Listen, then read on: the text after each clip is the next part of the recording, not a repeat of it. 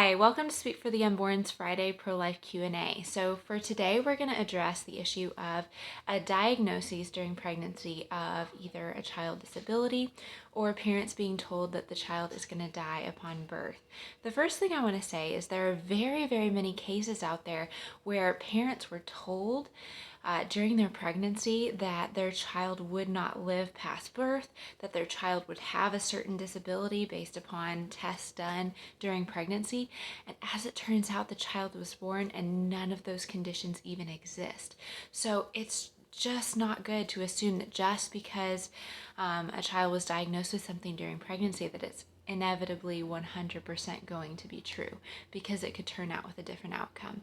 But the reality is, even if it is true, even if we do have a child that dies within several hours of birth, tragically, or we do have a child that is born with a disability, those children still have the right to life.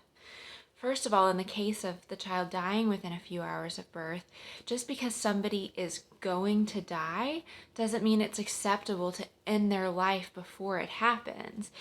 If we have a cancer patient or something like that and they're given a terminal diagnosis, we don't say, well, then your life doesn't have value and we might as well end it now, as opposed to going through suffering to where you might have to end it later. It doesn't justify abortion just to know that a child might die. And again, the word might being really strong there, because there are lots of cases where it was supposed to happen and it didn't. We don't end the pregnancy just because the child might die within several hours of birth. Similarly, if we look at a child diagnosed with a disability, first of all, like I said before, we don't know for a fact that that's going to be true. But even if it is, that child has a distinct right to life. Their life has value, their life has purpose, their life has intention.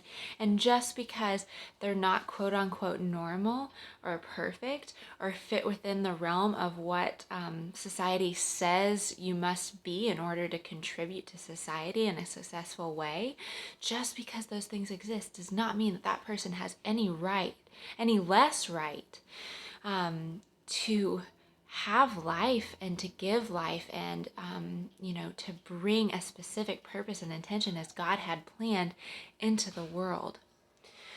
So no matter what things are going on with your child, even if they are supposed to not live, even if they are supposed to have a disability, God has a purpose and intention for their life and a purpose and intention for their existence, no matter what.